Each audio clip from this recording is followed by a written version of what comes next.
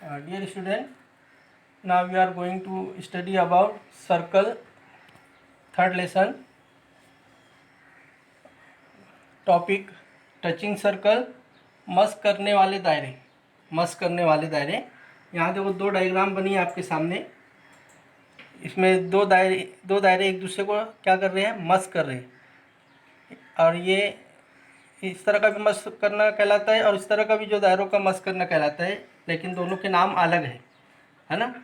तो मस्क करने में क्या कर रहे हैं, दो दायरे एक ही मुस्तवी में बने हैं, एक ही बोर्ड पर बने हुए हैं और दोनों दायरों को एक खत क्या कर रहा है, एक खत उनको कता कर रहा है और एक ही नुक्ते पर कता कर रहा है। देखो वाई पर दायरा जिसका मरकज़ x है और दायरा जिसका मरकज़ z है,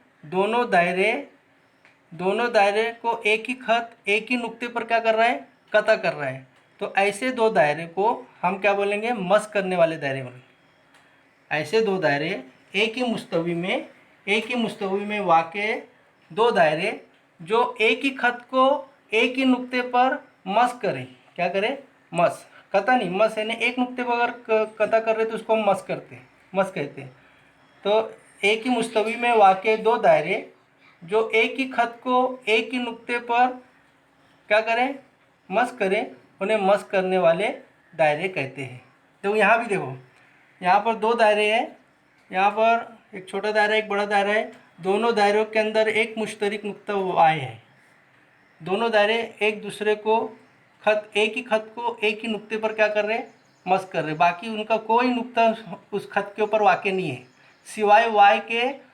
ये दायरे का कोई नुक्ता खत पर वाक़े नहीं है, सिर्फ एक ही नुक्ता वाई है जो दायरे पर भी है और खत पर भी है। तो ऐसे दायरों को हम क्या बोलेंगे, मस्क करने वाले दायरे। तो तारीफ क्या लिखेंगे, मस्क करने वाले दायरों की तारीफ, एक ही मुस्तवी में वाक़े दो दायरे, एक ही मुस्तवी में वाक़े दो दायरे जो एक ही मुस्तवी में वाक़े दो दायरे उसी मुस्तवी में एक खत को एक ही नुक्ते पर क्या करें, कता करें, एक ही नुक्ते पर कता करें, तो उन्हें मस्क करने वाले दायरे कहते हैं। मस्क करने वाले दायरे कहते हैं। अब देखो इसके अंदर जो खत है वो खत दोनों का मुश्तरक है ना। तो दोनों दायरों का जो मुश्तरक खत है ना, जो खत है दोनों दायरों का मुश्तरक खत है। और जो नुक्ता है, जिस नुक्ते पर दोनों दायरे एक दूसरे को क्या किए, मस्क किए, उस नुक्ते को तमासी नुक्ता बोलते हैं। क्या बोलते हैं, तमासी नुक्ता। तो दोनों दायरे जिस नुक्ते पर दोनों दायरे जिस नुक्ते पर एक दूसरे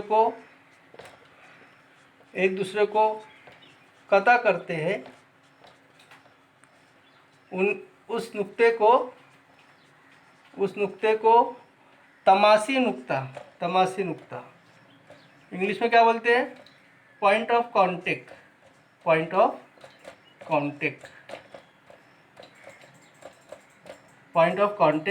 कहते हैं।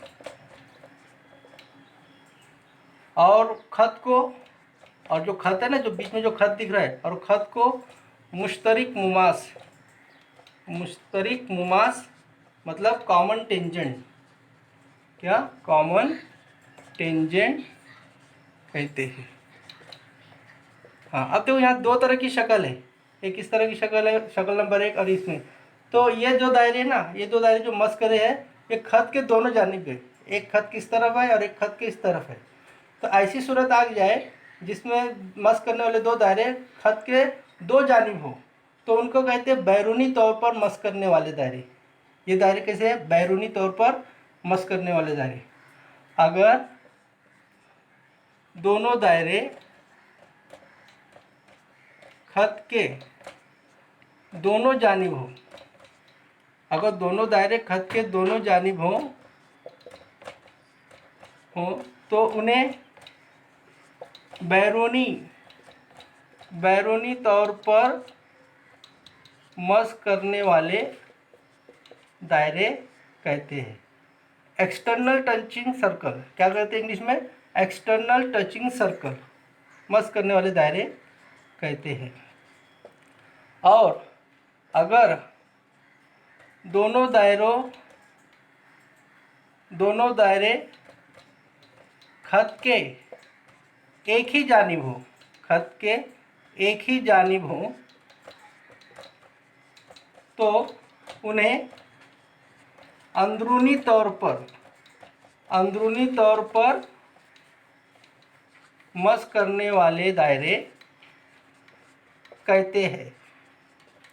हाँ, इंग्लिश में क्या बोलते हैं? Internally touching circle. हाँ, शक्ल नंबर 1 जो है बैरूनी तौर पर है, बैरूनी तौर पर मस करने वाले हैं। और शक्ल दो क्या है? अंदरूनी तौर पर मस करने वाले दायरे।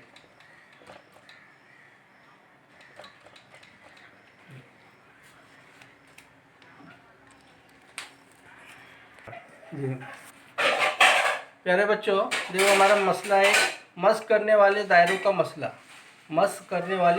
मसला। Theorem of touching circle. मसला क्या है?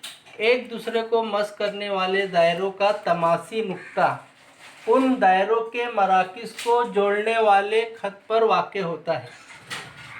एक दूसरे को मस करने वाले दायरों का तमासी नुक्ता कौन? यहाँ पर दोनों दायरों का तमासी नुक्ता सी है। जिस नुक्ते पर दोनों दायरे एक दूसरे को मस करते हैं उस नुक्ते को क्या बोलते हैं?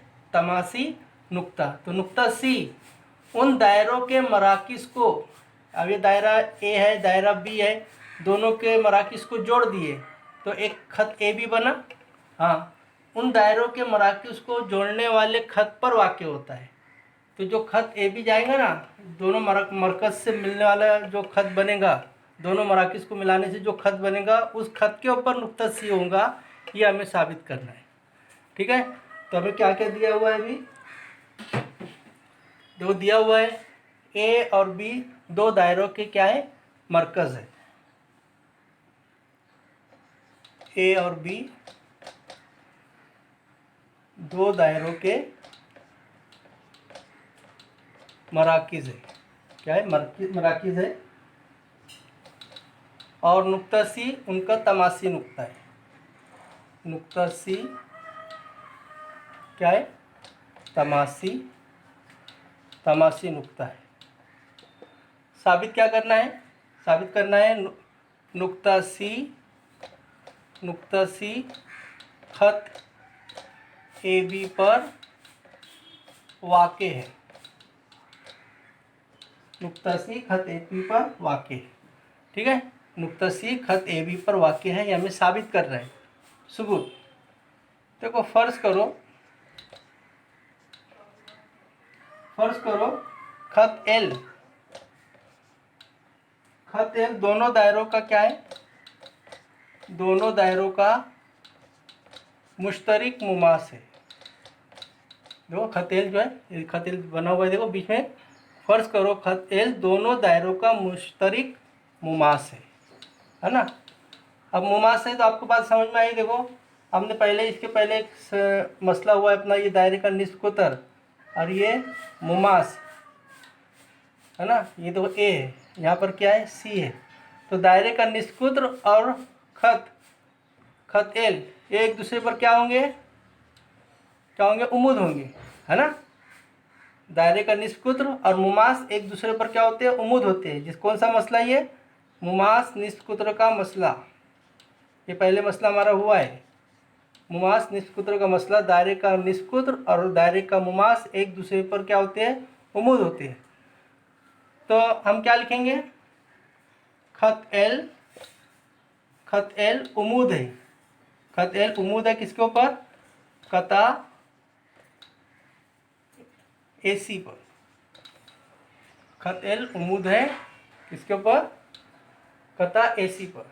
इसी तरह खत एल उमूद है, इस तरह ये छोटे दायरे का आपको बताया, इसी तरह बड़ा दायरा, ये जो बड़ा दायरा है ये बड़े दायरे का निष्ठ उत्तर है, और ये बाहर क्या है, मुमास है ना। यहाँ पर क्या है, BC क्या है, बड़े दायरे का निष्ठ उत्तर है, और ये जो खत एल है मुमास है, तो ये भी क्या होगा, 90 दर्जे होगा। इसी तरह खत एल उमूद है कता BC पर, ठीक है। तो अब इस तरह दोनों खत एल यहाँ भी है यहाँ भी है, तो हम क्या लिखेंगे, इस तरह लिखेंगे हम, खत AC और खत BC खत एल पर उमूद है, एक ही लिखेंगे, खत AC और खत BC खत एल पर उमूद है। तो देखो ये दोनों, ये भी उमूद है ये भी उमूद है ना। तो नुक्ता C जो है, नुक्ता C से खत एल पर एक ही उमूद खींच सकते हैं हम, एक ही उमूद खींच सकते हैं। नुक्ता C से खत एल पर एक ही उमूद खींचा जा सकता है, नुक्ता C से खत एल पर एक ही उमूद खींच सकते, बस एक से ज़्यादा उमूद नहीं खींच सकते।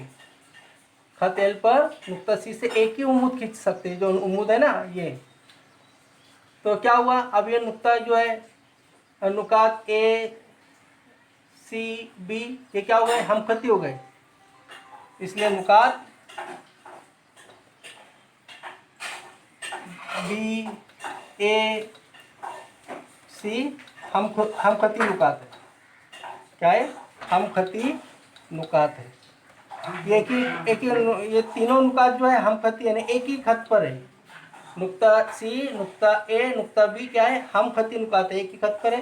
तो हमारा साबित हो गया, देखो नुक्ता C खत AB पर वाक़ है, नुक्ता C खत AB पर वाक़ है, ये साबित हो गया, क्योंकि तीनों हम खती नुकात है, एक ही खत पर है, तो नुक्ता C बीच में आ गया ना, नुक्ता C क्या हो गया, खत AB के बीच में आ गया।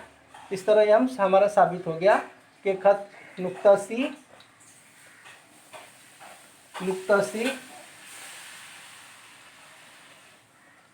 खत AB पर वाक़ साबित हो गया।